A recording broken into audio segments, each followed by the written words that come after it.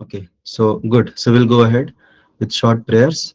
तो आप सभी मेरे साथ रिसाइट कर सकते हैं। ओम अज्ञान तिमिरान्धस्य ज्ञानाञ्जनशलाकया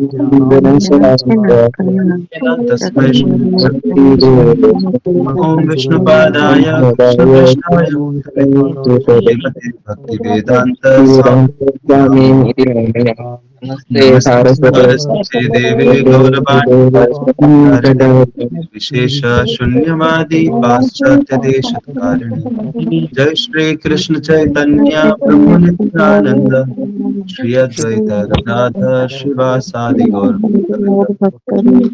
हरे कृष्ण कृष्ण कृष्ण हरे हरे, हरे राम राम राम हरे हरे।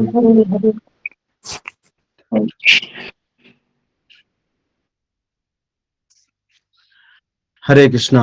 सो आज का हमारा श्लोक का है भगवत गीता के छठे अध्याय का 13वां श्लोक,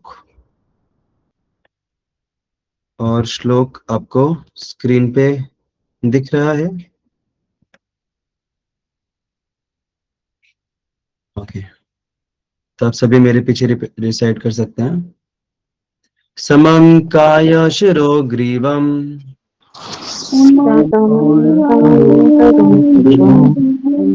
धारयन्नचलं स्थिरः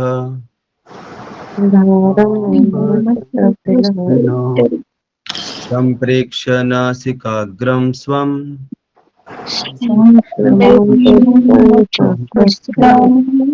दिशश्चानवलोकयन्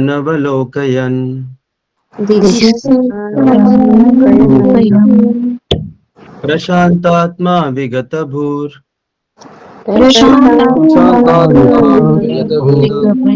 ब्रह्मचारी व्रते स्थितः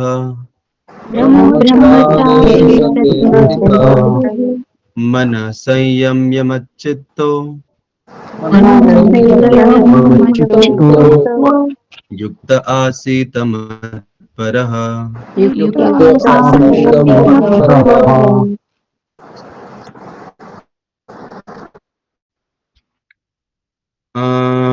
सना माता जी can read. Yes, Hare Krishna.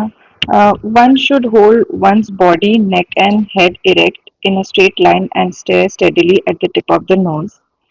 Thus, with an unagitated, subdued mind, devoid of fear, completely free from sex life, one should meditate upon me within the heart and make me the ultimate goal of life. या thank you माता जी। Hare Krishna. तो हम सभी अपने जीवन में सुख प्राप्त करना चाहते हैं और अच्छे संबंध प्राप्त करना चाहते हैं, लेकिन कई बार हमारे जीवन में ऐसी परिस्थितियां आती हैं जब हमें सुख नहीं मिलता, हमें जीवन में नाकामयाबी मिलती है, या फिर लोग हमसे प्रॉपरली रिस्पॉन्ड नहीं करते जैसा हम चाहते हैं, जैसा आदान प्रदान हम चाहते हैं वैसा लोग कर नहीं पाते या करते ही नहीं है जानबूझ के। और जब इस प्रकार की परिस्थिति से कोई व्यक्ति गुजरता है और लंबे समय तक गुजरता है, स्पेशली लंबे समय तक जीवन में बहुत सारे अलग अलग मुश्किलें वो देखता है अपने जीवन में, तो उसके अंदर से एक इच्छा जागृत होती है कि मुझे स्ट्रांग बनना है, right. I should be strong internally. Strong क्यों बनना है? जिससे मेरे जीवन में कोई भी परिस्थिति आए मैं उससे डिस्टर्ब ना हूं, राइट। आप लोगों ने देखा ऐसे किसी लोग को, या फिर हमारे अंदर से भी इच्छा आती है कि कुछ भी हो जाए मेरे जीवन में मुझे अफेक्ट नहीं होना है उससे, मुझे स्ट्रांग बनना है। तो स्ट्रांग बनने के दो तरीके होते हैं। एक होता है कि हम खुद स्ट्रांग बने, और दूसरा तरीका रहता है कि हम किसी एक स्ट्रांग व्यक्ति की शरण लें, या फिर हम किसी स्ट्रांग एंटिटी जो है उसकी शरण लें। These are the two ways of becoming strong. एक तो खुद स्ट्रांग बनना, दूसरा है किसी स्ट्रांग की शरण लेना।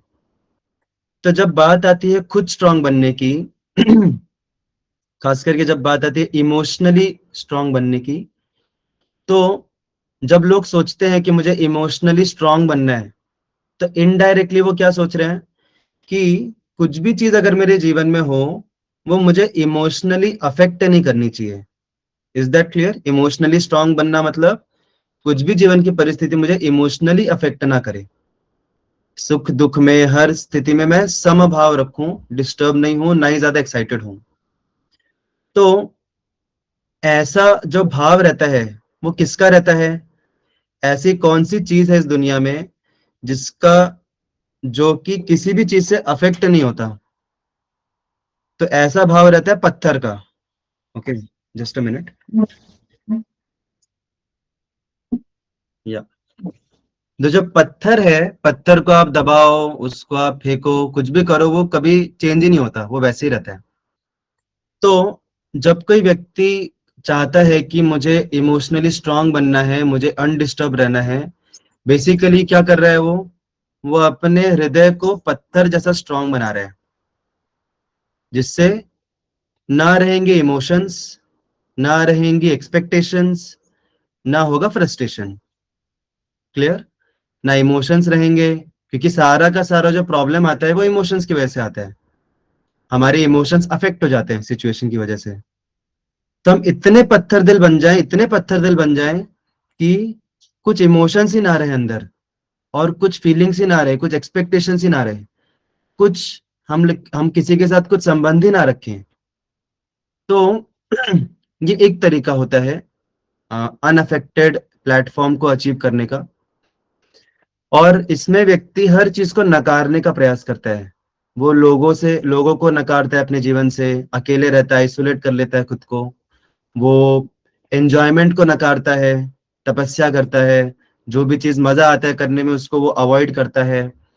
वो अपने सेंसेस को एंगेज नहीं करता कहीं पे, बेसिकली अपने जीवन को पूरा जीरो बनाने का कोशिश करता है, क्योंकि वैरायटी और इमोशंस की वजह से तकलीफ उसने झेली है जीवन में। तो इसलिए वो खुद को जीरो बनाने की कोशिश करता है कि मेरा अस्तित्व ही नहीं रहेगा तो मुझे कुछ फील ही नहीं होगा। तो ये एक तरीका हुआ जो कि बहुत ही अननेचुरल तरीका है, क्योंकि जीवात्मा जो है, आत्मा का स्वभाव है, जैसे हमने कई बार डिस्कस किया है कि आत्मा जड़ नहीं है, आत्मा चेतन है। तो चेतन और जड़ में फर्क क्या होता है? जड़ पदार्थ मतलब जैसे लैपटॉप, मोबाइल, टेबल, तो इनमें कुछ फीलिंग्स नहीं होती, ये इनएक्टिव है, नॉन सेंशियंट है। बट चेतन वस्तु मतलब आत्मा, तो चेतन वस्तु जो है उसके अंदर स्वाभाविक रूप से फीलिंग्स होती हैं, स्वाभाविक रूप से इमोशंस होते हैं। जैसे हम लोग देखते हैं ना कि इस पूरी दुनिया में जो भी पदार्थ बना है वो किसका बना है अल्टीमेटली? वो बना है एटम्स का, एटम्स, मॉलिक्यूल्स, अब जो भी बोलो। तो जैसे भौतिक पदार्थ बने हैं एटम्स के, जो कि अणु, मतलब हर परमाणु बोलते हैं ना, परमाणु के बने हर चीज। वैसे ही आध्यात्मिक शक्ति जो है, भौतिक शक्ति परमाणु की बनी है, वैसे ही आध्यात्मिक शक्ति जीवाणु की बनी है। जीवाणु मतलब आत्मा, स्पिरिट, स्पिरिट सोल। तो ये जो जीवाणु है और परमाणु है, इन दोनों में फर्क क्या होता है कि परमाणु के अंदर चेतना नहीं होती, वो पत्थर जैसा रहता है, नो फीलिंग्स, नो नथिंग। लेकिन जो जीवाणु है, जीवाणु का बेसिक डिफरेंस ही यही है परमाणु से कि उसके अंदर चेतना है, उसके अंदर इमोशंस, फीलिंग्स हैं। So having emotions and feelings, ये हमें सेपरेट करती है जड़ पदार्थ से। तो अगर हम आर्टिफिशियली खुद को पूरा जीरो बनाने की कोशिश करेंगे, इसको बोला जाता है स्पिरिचुअल सुसाइड, इसको बोलते हैं आत्महत्या कर लेना। तो एक होता है फिजिकल सुसाइड, जिसमें हम अपने शरीर को नष्ट करते हैं। दूसरा होता है स्पिरिचुअल सुसाइड, जिसमें हम आत्मा के स्वभाव को नष्ट करते हैं, खुद के जीवन को जीरो बना के। ओके, तो ये एक नेगेटिव प्रोसेस हुआ, जिसको कुछ लोग फॉलो भी करते हैं, प्रोपोगेट भी करते हैं, कुछ इवन कुछ ऑर्गेनाइजेशंस भी इसको प्रोपोगेट करती हैं कि जीवन का अल्टीमेट परम लक्ष्य क्या है? जीरो हो जाना, हर चीज को जीरो कर देना। तो ये एक तरीका हुआ जो कि आर्टिफिशियल है और बहुत ही पीड़ा पूर्वक है, और जो ऑथेंटिक नहीं है। हमारे शास्त्र और हमारा जो सनातन धर्म है वो इसकी तरफ इंगित नहीं करता है। दूसरा तरीका क्या है? दूसरा तरीका है कि हम जो सुप्रीम स्ट्रांग है उनकी शरण लें। हम जब सुप्रीम स्ट्रांग की शरण लेंगे तो ऑटोमेटिकली उनकी स्ट्रेंथ से हम स्ट्रेंथ डिराइव करेंगे। Okay, so that is the another process जिसको योगा बोलते हैं। और योगा में वो जो सुप्रीम है, वो जो परम तत्व है, उनसे संबंध जोड़ने के लिए दो रास्ते हैं। एक है अष्टांग योगा, दूसरा है भक्ति योगा। अष्टांग योगा और भक्ति योगा में फर्क क्या होता है? अष्टांग योगा में हम उस परम तत्व से जो संबंध स्थापित करने का प्रयास करते हैं वो अपने अंदर करते हैं। हम अपने अंदर, हम पहले तो अपने आप को बाहर की दुनिया से हम आइसोलेट करते हैं मेंटली और खुद को अंदर की तरफ फोकस करते हैं। लेकिन अंदर सब कुछ ठीक ठाक है क्या आपने? नहीं, अंदर एक दूसरी दुनिया है। जैसे बाहर एक दुनिया है वैसे अंदर एक दूसरी दुनिया है। और उस दुनिया में क्या क्या है? उस दुनिया में हमारे मन है, बुद्धि है, इंद्रियों के अंदर के इंटरफेसेस हैं जो कि मन से कनेक्टेड हैं। फिर उसके अलावा अहंकार है। तो ये सारे, फिर उसके अलावा अनर्थ वगैरह हैं जो हमारे, तो ये सारे जो हैं ये हमारी आंतरिक दुनिया का पार्ट है। और जो अष्टांग योगी रहता है वो ध्यान के द्वारा इन सारे अंदर की जो दुनिया है उसके जो डिस्ट्रैक्शंस हैं उन डिस्ट्रैक्शंस को भी अवॉइड कर करके, मेडिटेशन कर करके कर कर बहुत सालों, बहुत जन्मों लगा देता है वो बाहरी दुनिया और आंतरिक दुनिया के बियॉन्ड जो भगवान है, जो परमात्मा है, हमारे हृदय में स्थित जो परमात्मा है, इन सभी इंटरनल डिस्टर्बेंस के भी बियॉन्ड है वो। तो वह ऐसे करते करते फिर वो परमात्मा का साक्षात्कार होता है उसको ध्यान और अष्टांग योगा के माध्यम से। So that is one way, realizing the absolute within. दूसरा तरीका होता है उस सुप्रीम स्ट्रॉन्ग की शेल्टर लेने का, कि हम उनको एक्सपीरियंस करें not with in but around, experiencing that supreme absolute truth around us. तो जैसे कि एक सिंपल सा उदाहरण है कि पानी, अगर आपको पानी पीना है तो आपके पास दो तरीके हैं।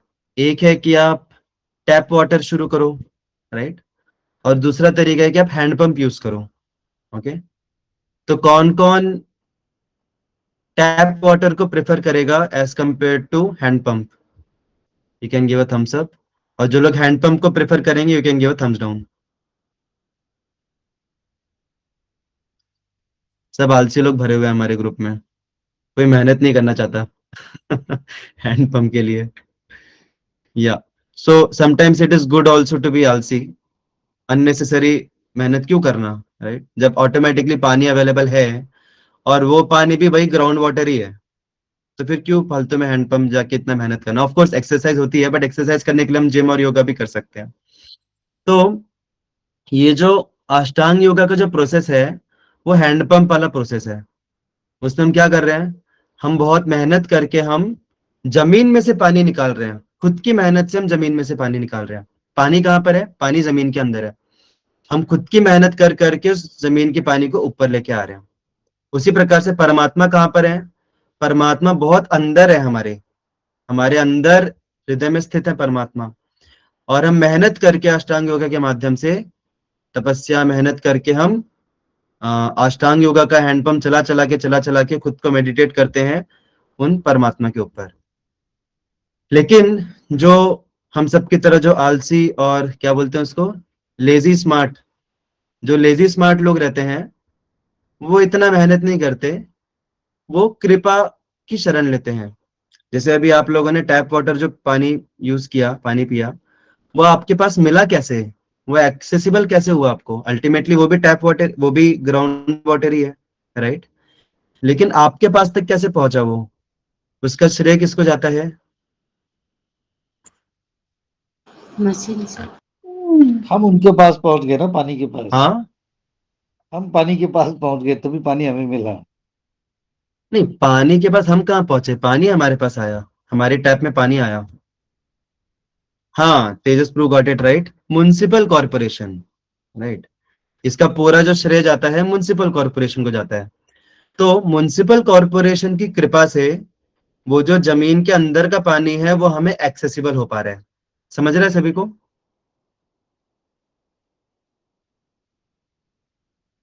या तो उसी प्रकार से ये जो भक्ति योगा है उसमें भगवान की कृपा से भगवान हमें बहुत इजीली एक्सेसिबल हो जाते हैं।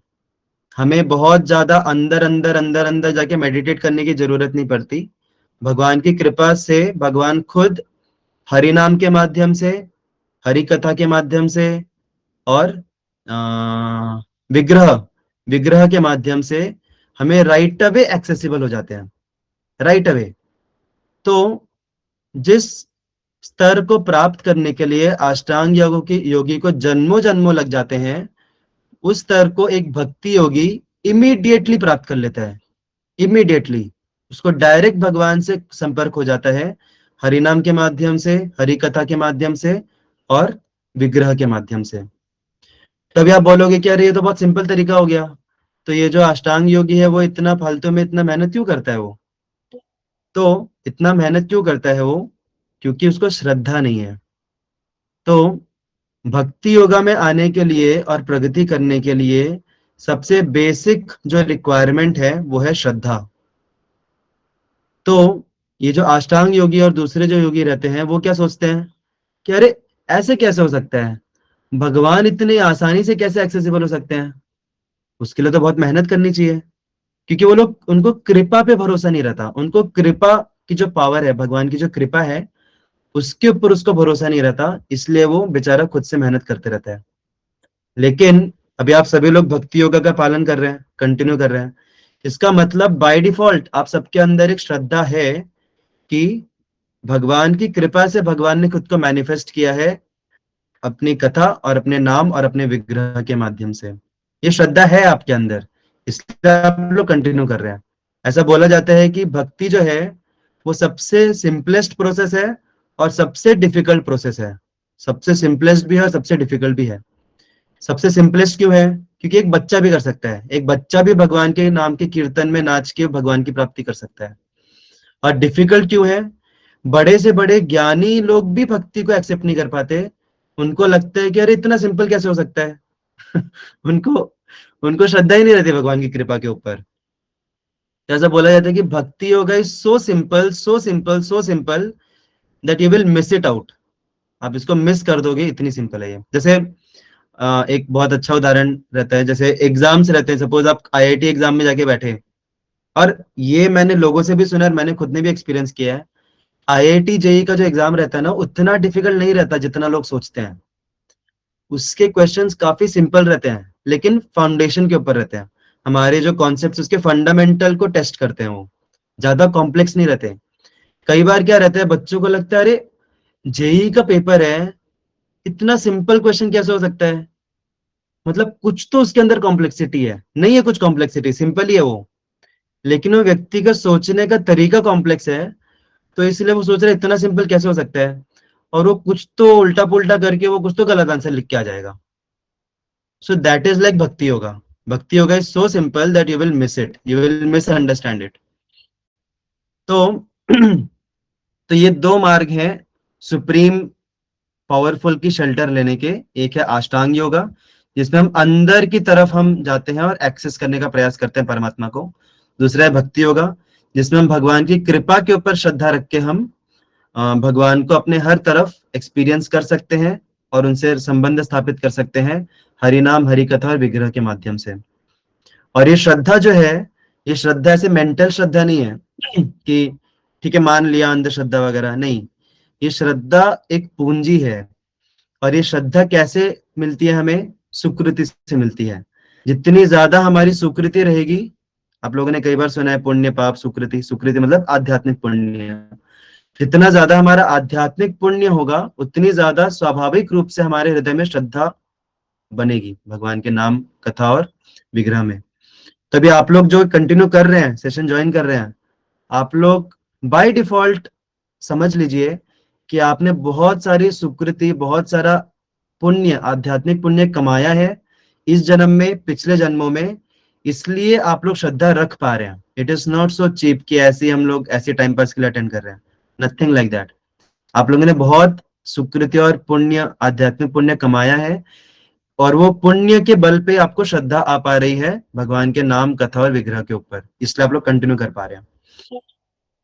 तो अभी जब बात आती है दोनों योगास की, अष्टांग योगा और भक्ति योगा की, तो दोनों में ध्यान का इंपॉर्टेंस है। दोनों में ध्यान योग लगता है। ध्यान योग is a concomitant factor of both Ashtanga yoga and भक्ति योगा। इसीलिए यहाँ पे जो प्रोसेस बताया जा रहा है, ये श्लोक में जो प्रोसेस बताया जा रहा है, यूज ध्यान योग का प्रोसेस है जिसको हम अष्टांग में भी यूज कर सकते हैं और भक्ति में भी यूज कर सकते हैं. ओके, तो somehow our time is up now, so we could not come only to this shloka, but no problem. ये जो श्लोका है इसके ऊपर हम अपना जो अगला सेशन है उसमें हम डिस्कस करेंगे. Either I'll check with the other speaker if we can exchange the session. If I can take tomorrow and that other speaker can take in my slot, we can swap. Or else I'll continue this shloka in my next class, which will be on Thursday, I think. So don't worry, we'll come to this shloka. It's very very very important shloka. बहुत ही crucial shloka है ये, बहुत practical भी है. तो इसके ऊपर हम whenever I'm taking the next session, I'll continue with this discussion on this shloka. Hare Krishna. Thank you so much for joining and your enthusiastic participation. We'll stop here.